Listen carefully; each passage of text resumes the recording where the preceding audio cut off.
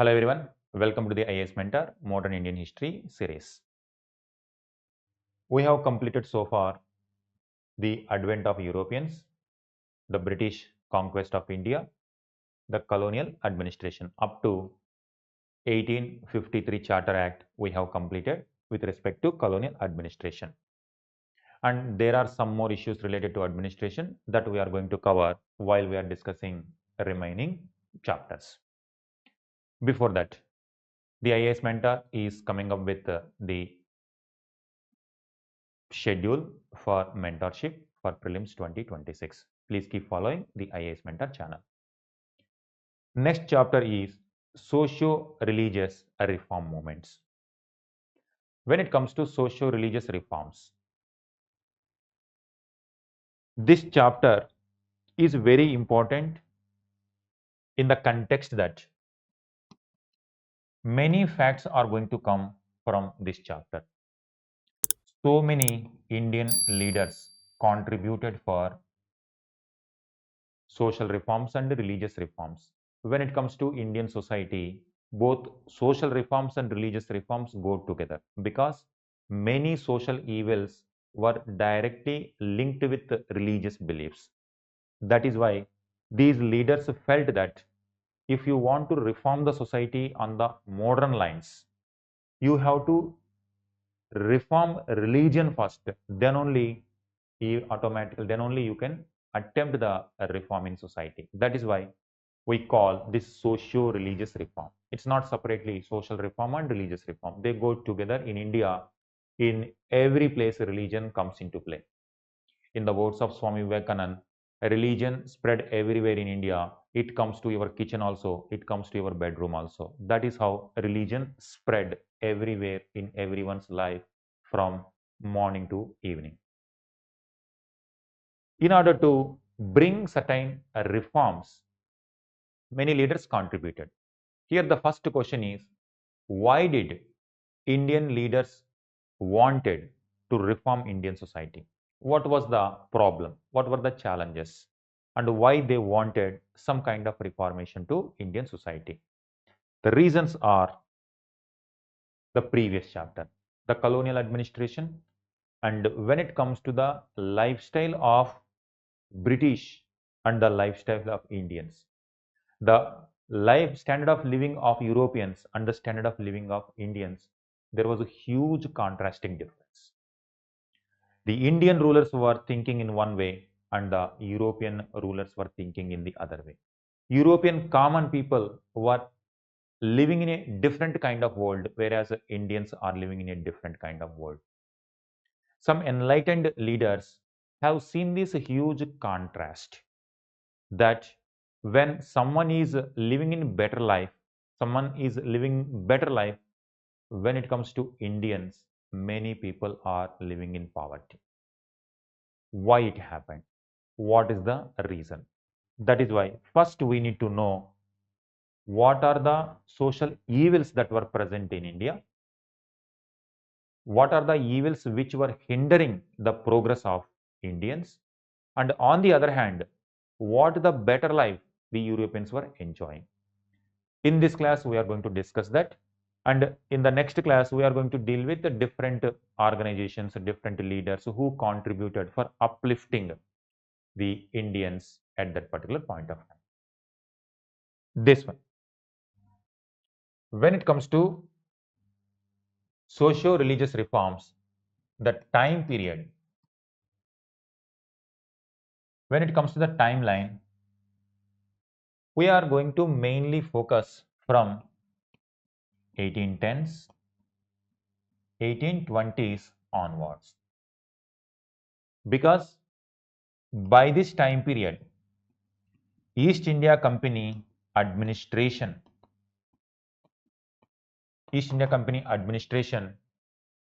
gradually spreading to different areas of India. By this time period, they conquered Bengal, they conquered Mysore also, and by between this time period, they conquered Maratha lands also. That is why the administration of East India Company is visible in many of the places in India. Before 1800s, they were gradually bringing the changes. Bengal is the first place.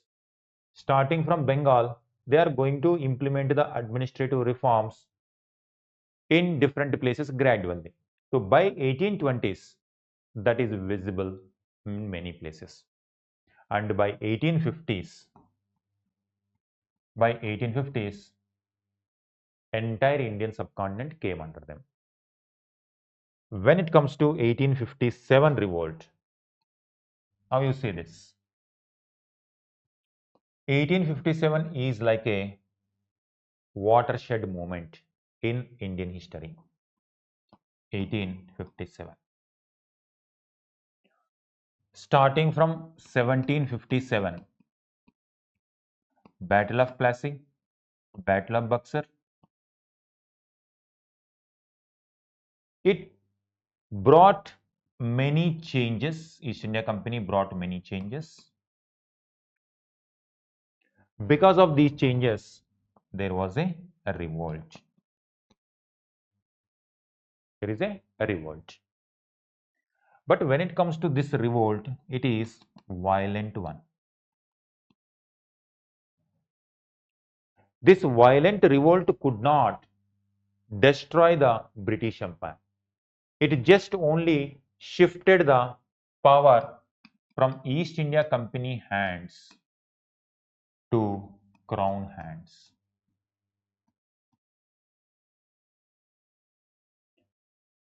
Here East India Company was the ruler. Now onwards British Crown is the ruler. It did not completely change or it did not bring the power from English hands to Indian hands. Rather, it shifted the power from East India Company hands into Crown hands. Now, during this time period,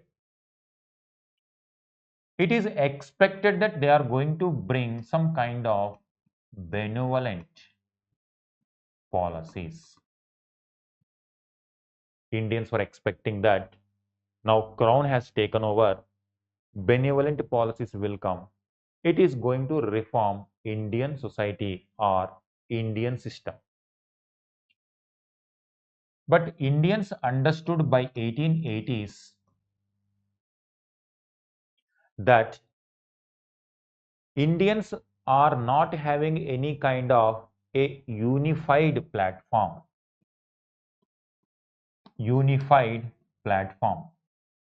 where we all Indians come together and demand the crown what India is needed. When it comes to 1880s, this platform is required. One ideology is also required. That ideology is called nationalism.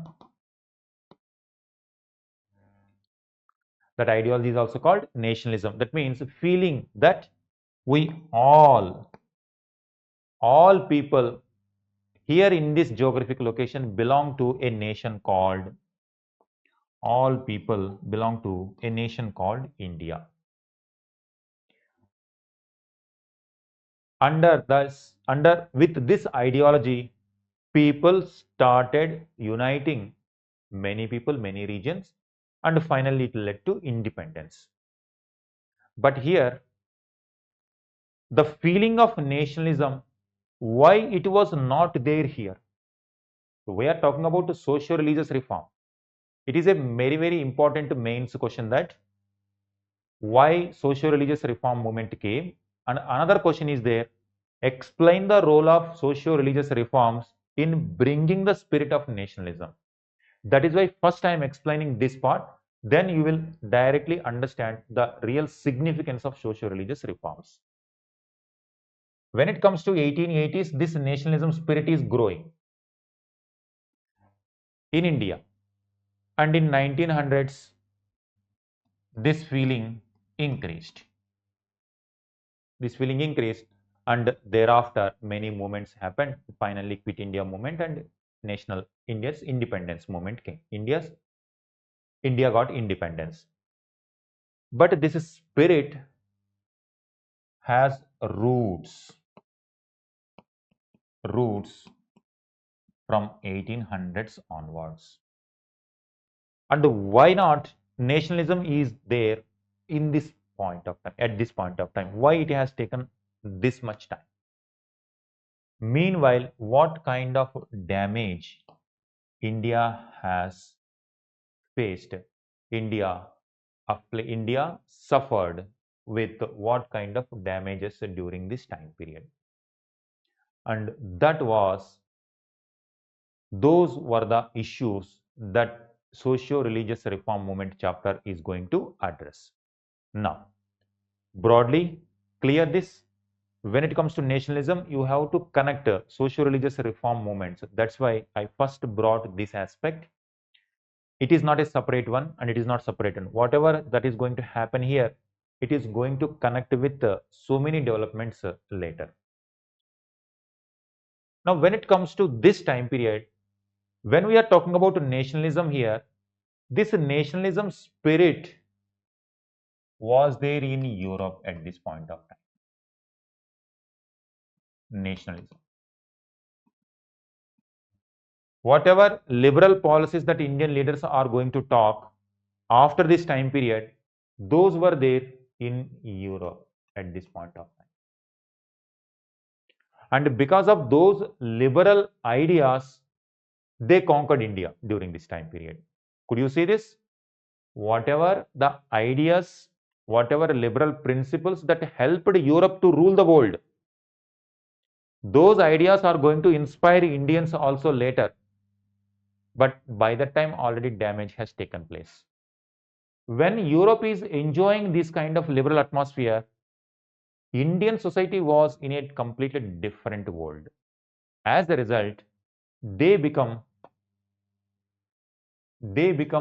victorious, and India lost the control, or Indians lost the control on India itself. The factors are what we are going to discuss now one by one.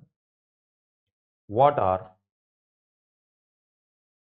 is the social backwardness in case of India? We are talking about 1750s, 1800s, 1820s, and so on. When it comes to Europe, if you see the life in Europe, life in India, what is happening in Europe?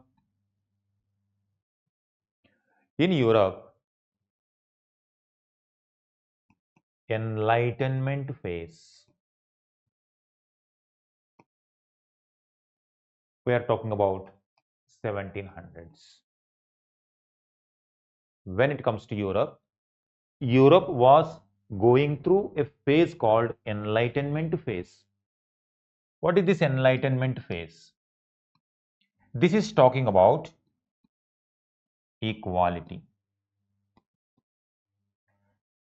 It's talking about equality. It is talking about liberty. It is talking about rationality. It is talking about secularism. It is talking about scientific developments in place of superstitions. So, rationality. As a result, did it benefit Europe or not means that benefits are clearly visible to Europe in the form of empires. English created a very big empire. Spanish people built, Portuguese people built. By 1700, France, Dutch people, Danish people, and these are the people who are ruling the world.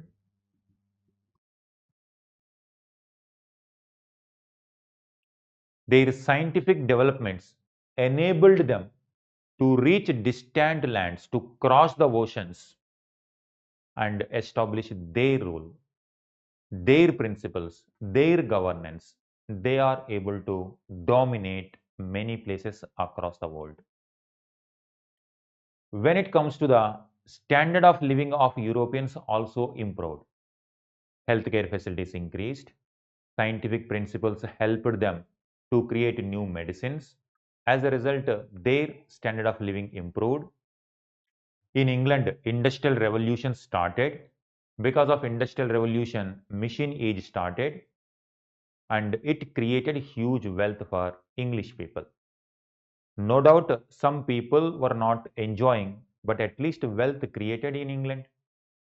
The standard of living improved, urbanization increased, technological developments enabled English people to create a huge navy, and with that navy, they were trading across the world. They controlled India also by 1800s. And the same is the story with others also. Could you see this? That helped them. Now, Europe is becoming rich.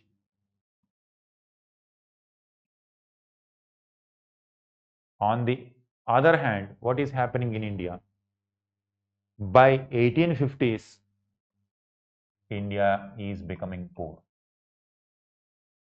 When they entered into India, India was rich. But these riches were enjoyed by only few people, not majority of the people. Majority of the people were living under poverty only. With East India Company policies, that poverty even increased, famines also increased.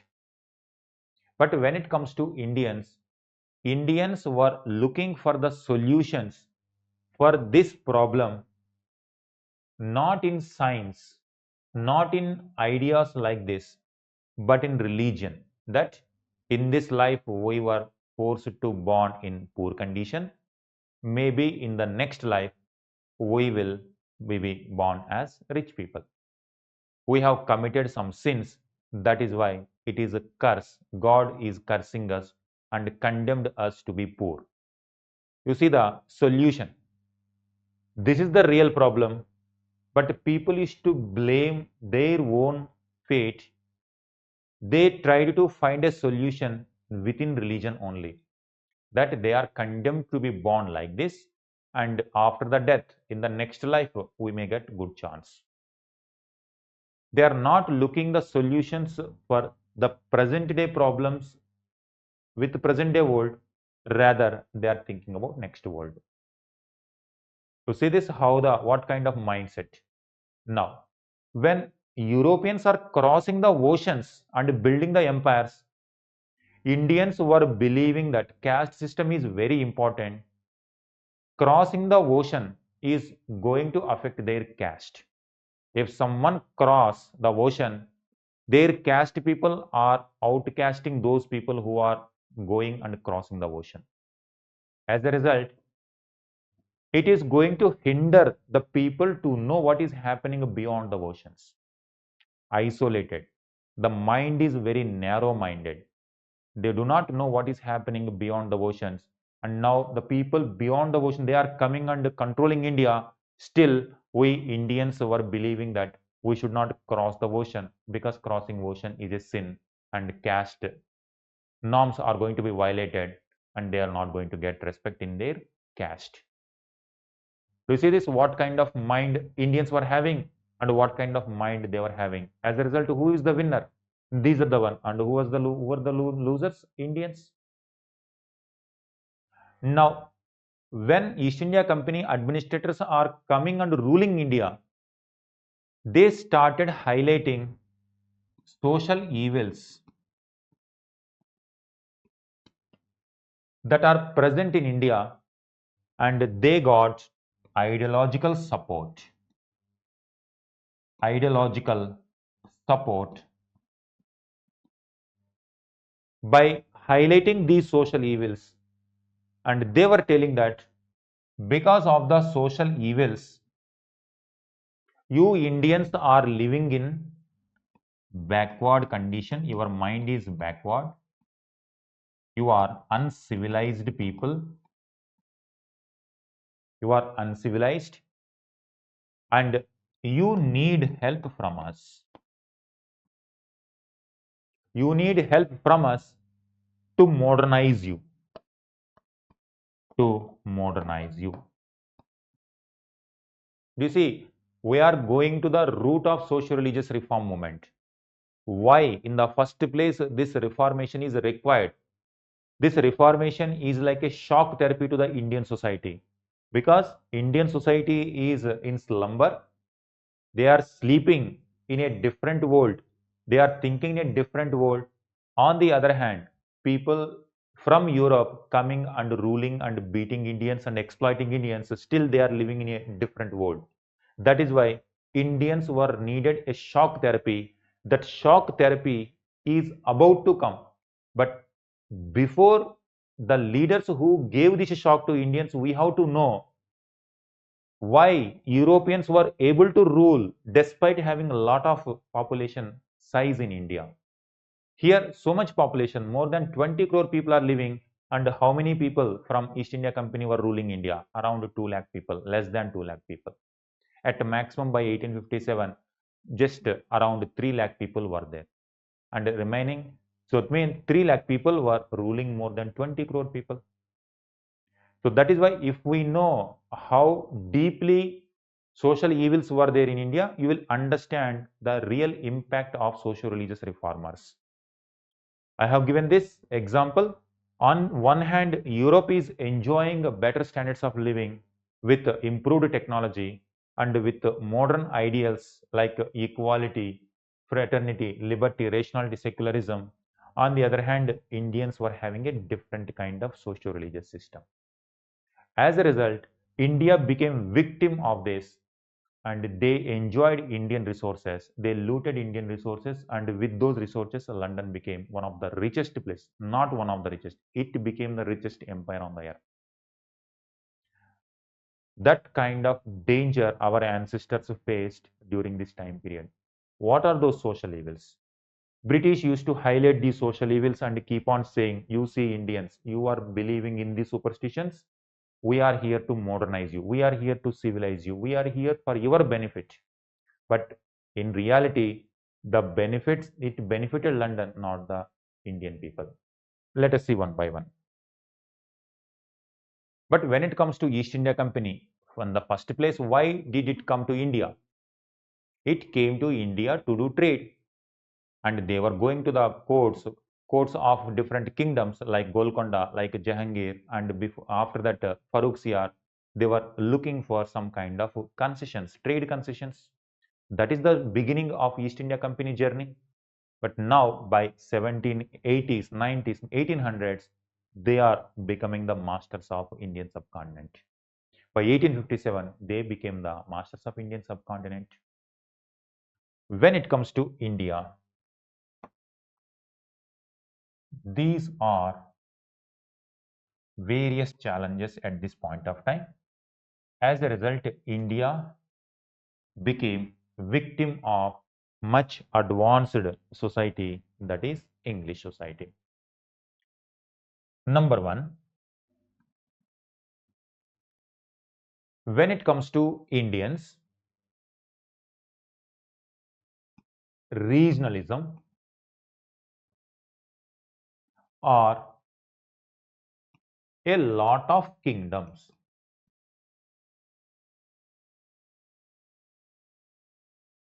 like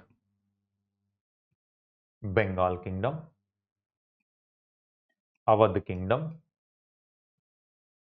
Marathas, and here Carnatic, Punjab,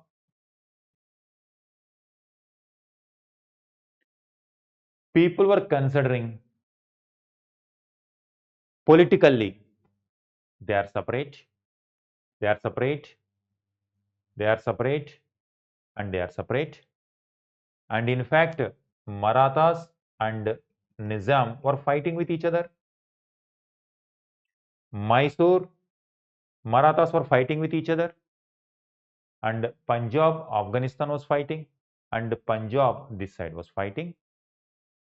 So that is how, when it comes to these kingdoms, there is no spirit of India, no India as a unified nation. Would you see this? Here different kingdom, here different kingdom, kingdom. Politically no unity.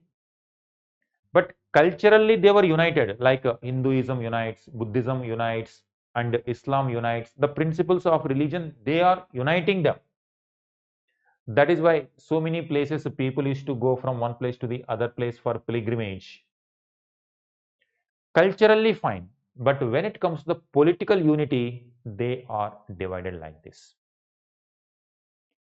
This is one reason why East India Company became successful. This is one of the problem that India was facing in 1700s. When it comes to Mughal Empire, there was one Mughal Empire, almost entire Indian subcontinent under one authority. Now that is not there. These kingdoms, and that led to success of East India Company. Now, a new shock therapy is required, that people from across the lands must believe that they all belong to the same country, that is nation. That is going to come later. And that is what socio-religious reformers are going to find a solution for that. But this is the issue, and this made India victim. Second one, that is politically. What about society? With respect to society also, in Hindu society, caste system is very strong. Upper caste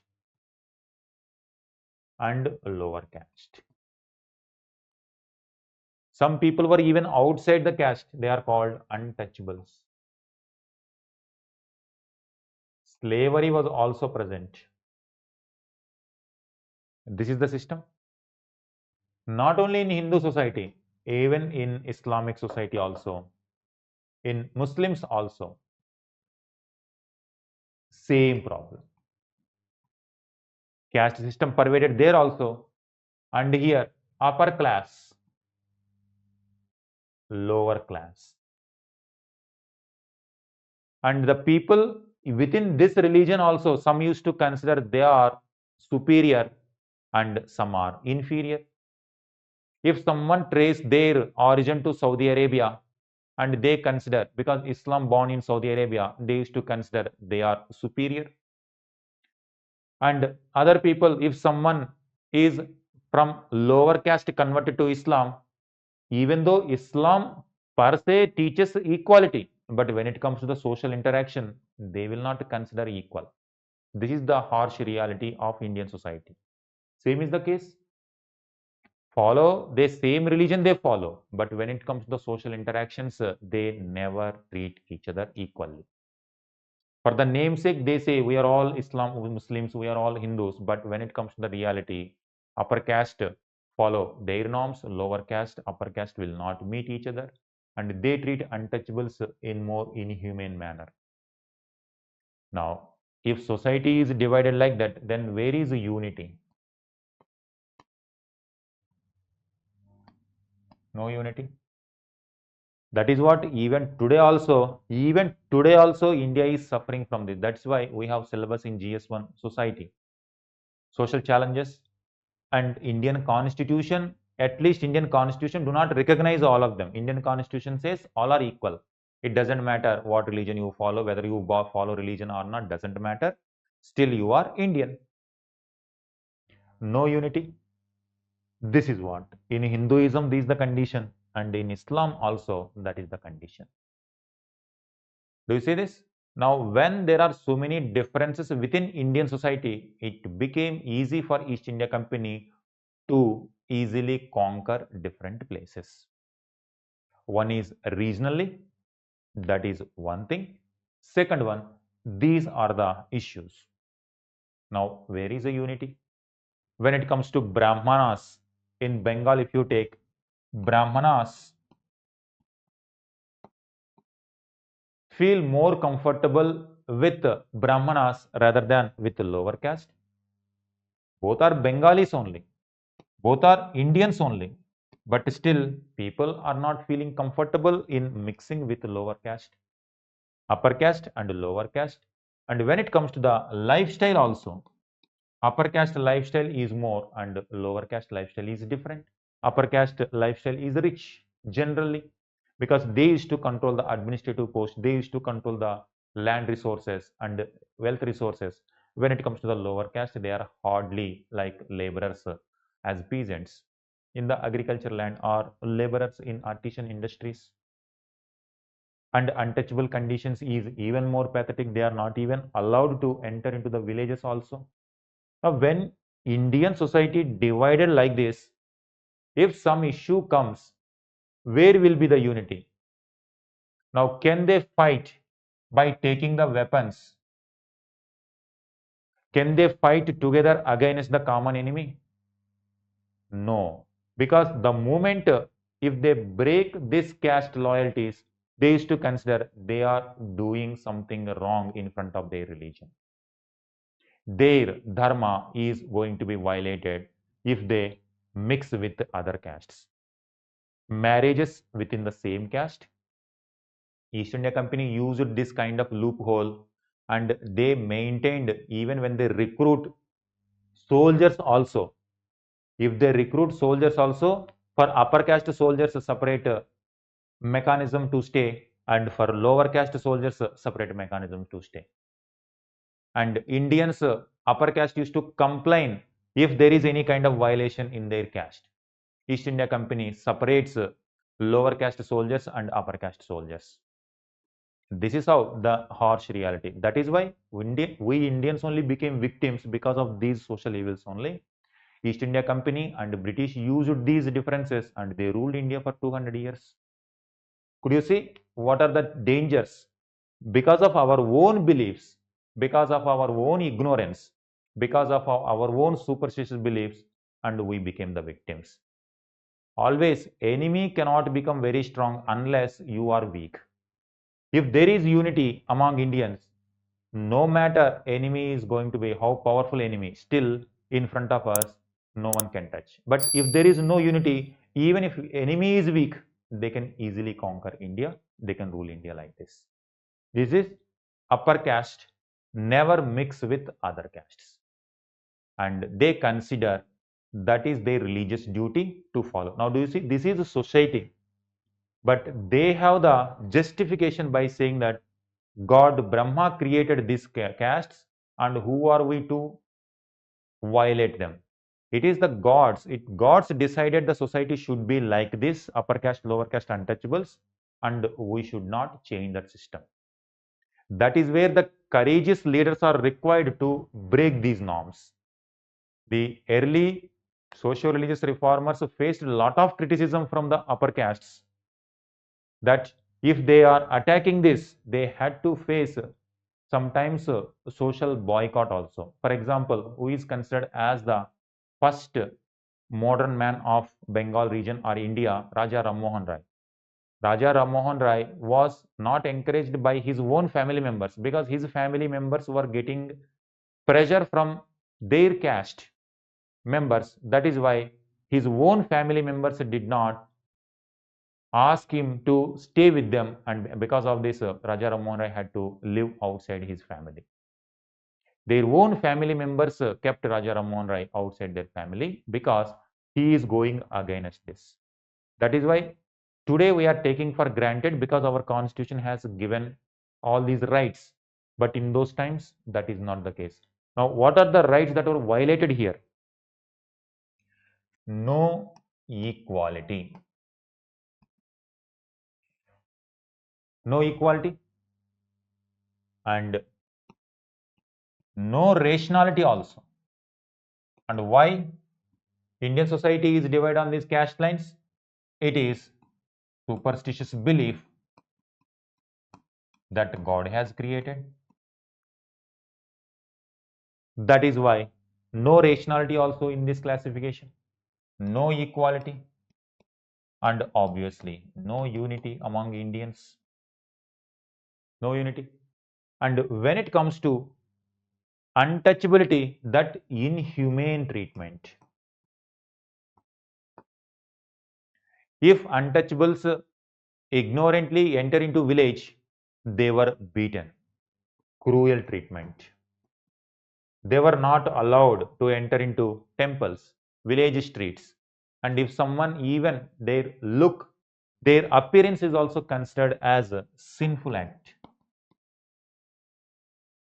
Now, can you consider what is the social status of these people? Many people are like that. Now, their treatment is not even like animal. For example, animals are even treated in a better way than untouchables. Now, do you think what is the emotional status of these people? Now, East India Company is going to give opportunities for them. Naturally, do you consider East India Company is doing favor to them or injustice to them? The existing society is inhumanly treating injustice caused to them. That is why when untouchables were getting some better opportunities, they were going to support the English administration. Could you see how India is losing India? Indians only losing India because of these kind of beliefs. No equality, no rationality, no unity, and inhuman treatment. Socio-religious reformers wanted to bring this. They wanted equality among every Indian. People have to follow rationality. Don't fall in the trap of superstitious beliefs. And they wanted unity. They wanted unity within the caste. Caste should not be there. All people should treat themselves as equal Indians. And there should be no difference between Bengali, Punjabi, or Marathi. All are equal. This kind of feeling they wanted to bring in the society. That is why. This is the reason. Next one. What about women conditions?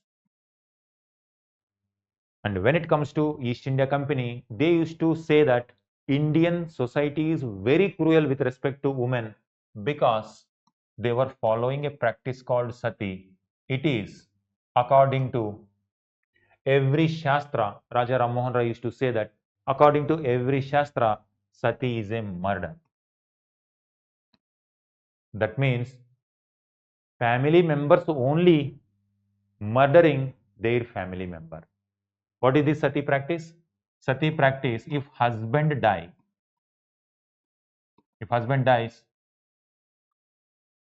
wife is expected to commit suicide along with him by entering into the funeral pyre.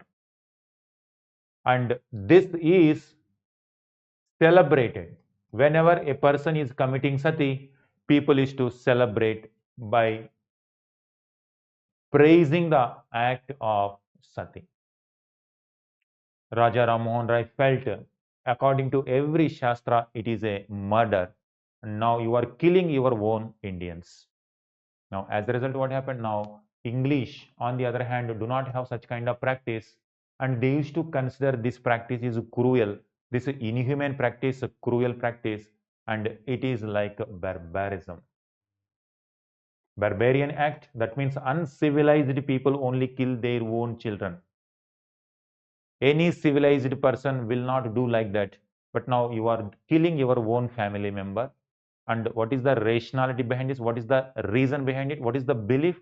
Why people are expecting a woman to commit sati? Because it is the religious duty. Do you see this? How religion and social evils are mixed together. That is why Raja Ram Mohan Rai fought in his lifetime against this sati practice only. Because in his own family member, this tragedy happened. That's why he decided to remove this social practice, social evil practice. Finally, he became successful in convincing the administrators to abolish sati, and it was done in 1829. But do you see what kind of Indian society we are living in?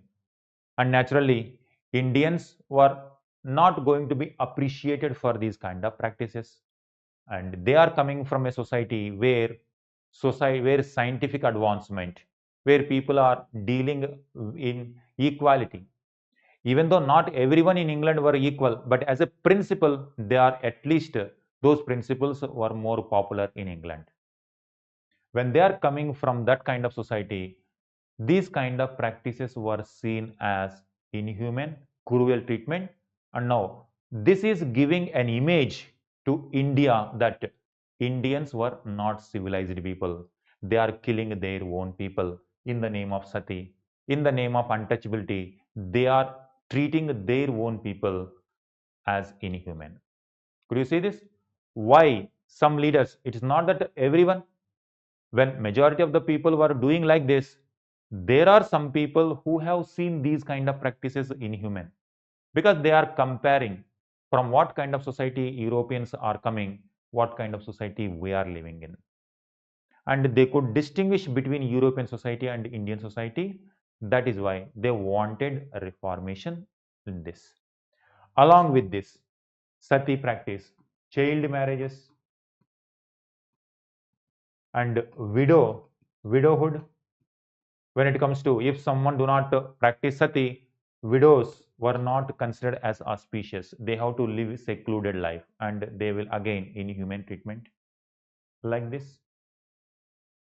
And now when it comes to child marriages, it is another inhuman treatment.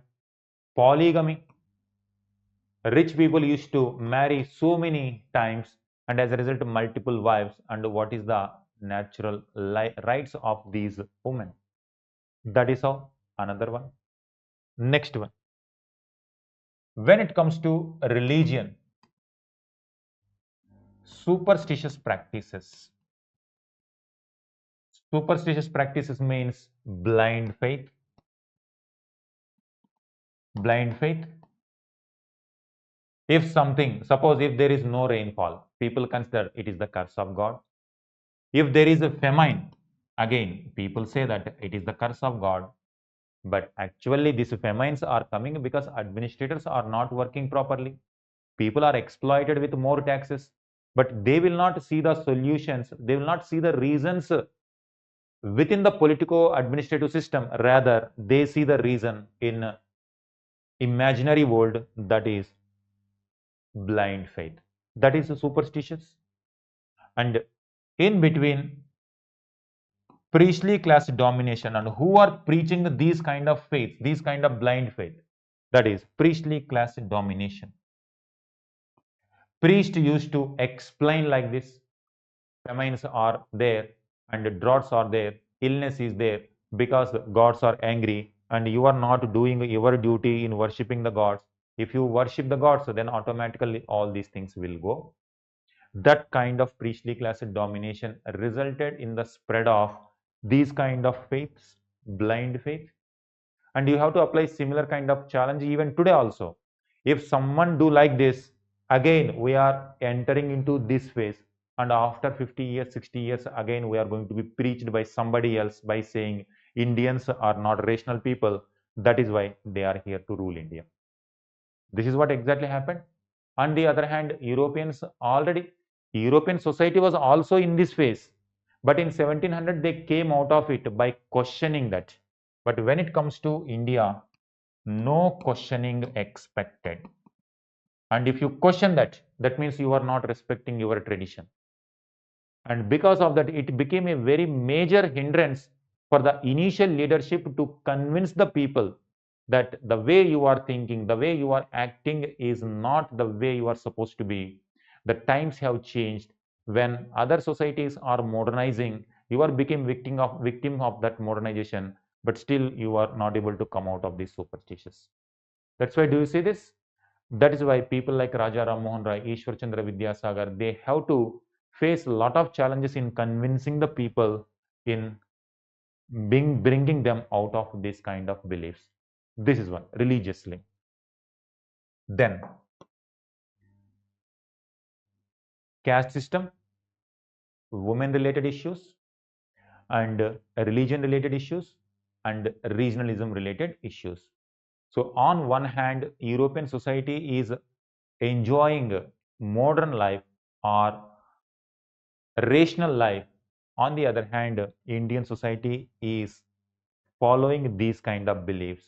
As a result, India became victim to that so-called advanced society, there is a huge contrasting difference between two societies. Let me draw this one.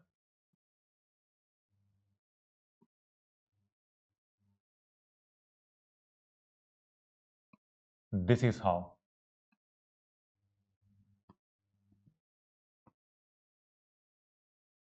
When this society is representing advanced, modernized, liberal, and when it comes to this technologically backward, uncivilized, from the European perspective, it is less advanced, backward, and conservative. So the people who are ruling India, they painted India like this. As a result, they were able to rule India. And they highlighted, exaggerated these issues. These issues are there. That is why some Indian leaders